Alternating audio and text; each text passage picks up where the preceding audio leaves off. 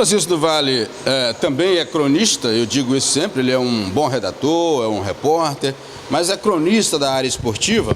E durante muito tempo, eu e ele, em 93, por exemplo, viajamos o Maranhão inteiro acompanhando o Imperatriz naquela oportunidade, quando o Imperatriz disputou a final do campeonato em São Luís, diante do Maranhão, do MAC, e ficou como o segundo colocado, vice-campeão. Esse ano, ano passado, 2015, o Imperatriz foi campeão, bicampeão, e esse ano se prepara para 3 competições. Sei que seu tempo não tem sido muito no sentido de dedicar à crônica esportiva, mas você tem acompanhado, tem conversado, tem interagido com alguns colegas. Como é que você está vendo esse momento do Cavalo de Aço, que tem essas competições nacionais, a competição estadual, as dificuldades financeiras para montar uma equipe competitiva e essa nova diretoria que está aí há poucos dias? Muito importante, momento importante para o futebol profissional de Imperatriz e até do estado do Maranhão.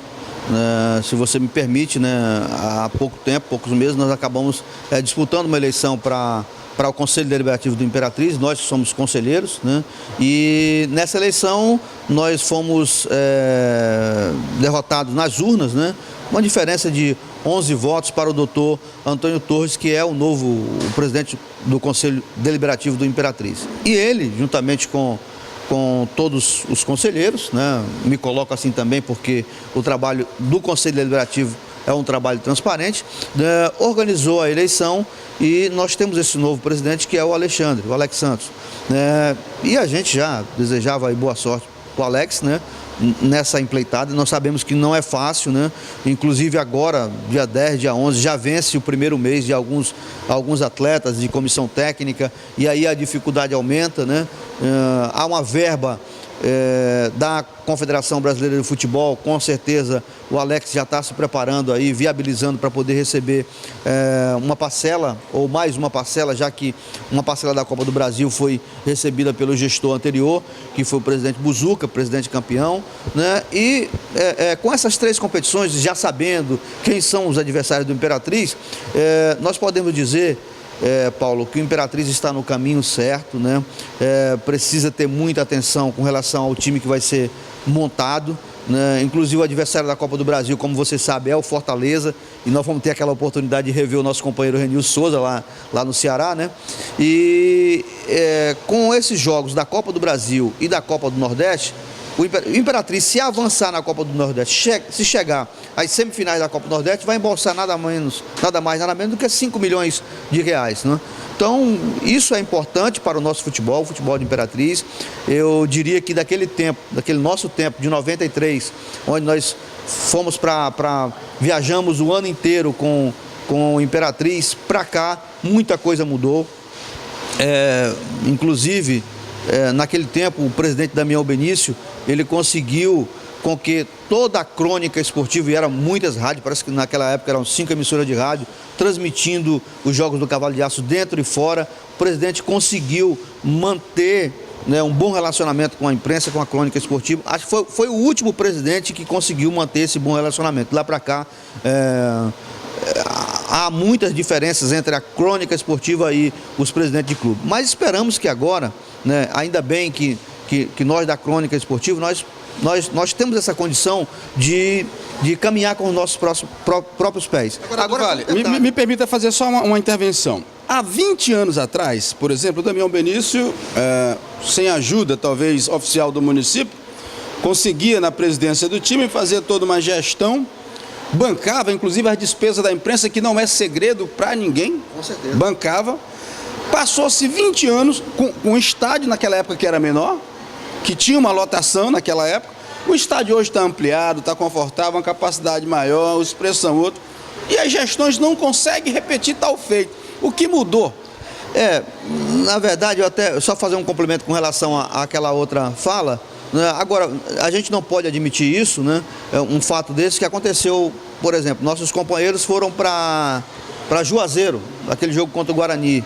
Eu sei que na ida todo mundo dá um jeito para ir, Para voltar, você está lá no Ceará, no fim do mundo. O que custa uma gestão, dizer, vamos lá, vamos juntos, vamos voltar aqui, vamos voltar todo mundo no time, vamos voltar todo mundo com o time. Eu acho que tem essa condição, O que mudou, Paulo, nesse tempo todo, eu acredito que foi mais a ambição de alguns dirigentes que chegam ao comando do time, muita coisa a jogar debaixo do tapete, né? E com isso, o Damião não tinha isso não, você poderia falar, ele ia lá, discutia, falava, mandava o jogador, tinha todo um procedimento de transparência na gestão do Damião Benício. Lá para cá, infelizmente, poucos dirigentes conseguiram fazer um bom trabalho. Salvo engano aí, o Cono Farias, que foi logo em seguida, o Eduardo Queiroz também conseguiu manter.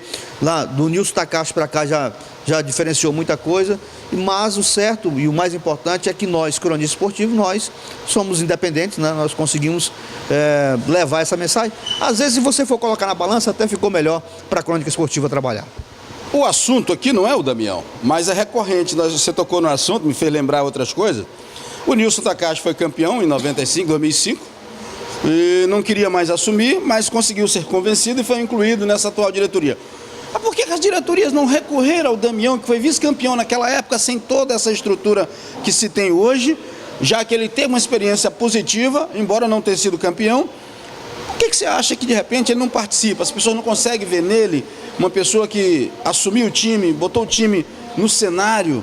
Será que esse homem não tem mais nada para colaborar com essa entidade? É um erro gravíssimo, né? Na verdade, para mim, eu cheguei aqui, como te falei, em 92, 93. Para mim, não passou ninguém, com todo respeito aos presidentes que foram, inclusive os campeões, ninguém com o potencial, né, do presidente Damião Benício. Ele tinha um bom relacionamento com comissão técnica, com jogador. Ele foi o único presidente que, quando ia contratar um jogador, convocava toda a crônica esportiva e dizia: o que é que vocês acham desse atleta? Aí todo mundo ia pesquisar: não, olha, esse atleta é assim, tal. Vamos trazer, vamos colocar em votação aqui, vamos trazer o atleta. Foi na época que teve aí também, ele trouxe 10 jogadores aí, inclusive... Uma carrada, na verdade. Exato. Inclusive, veio nessa carrada o eterno, saudoso Bill, né, atacante, que chegou no segundo turno e ainda conseguiu ser o artilheiro do Campeonato Maranhense naquela oportunidade. Exato. Então, tudo isso chama-se transparência, né? O bom relacionamento entre imprensa, né, a crônica esportiva e os dirigentes de futebol. Mas de lá para cá, infelizmente, poucos tiveram essa noção, esse trabalho. Eu acredito, Paulo, que nosso querido Damião Benício ainda tem muito a oferecer para a cidade de Imperatriz.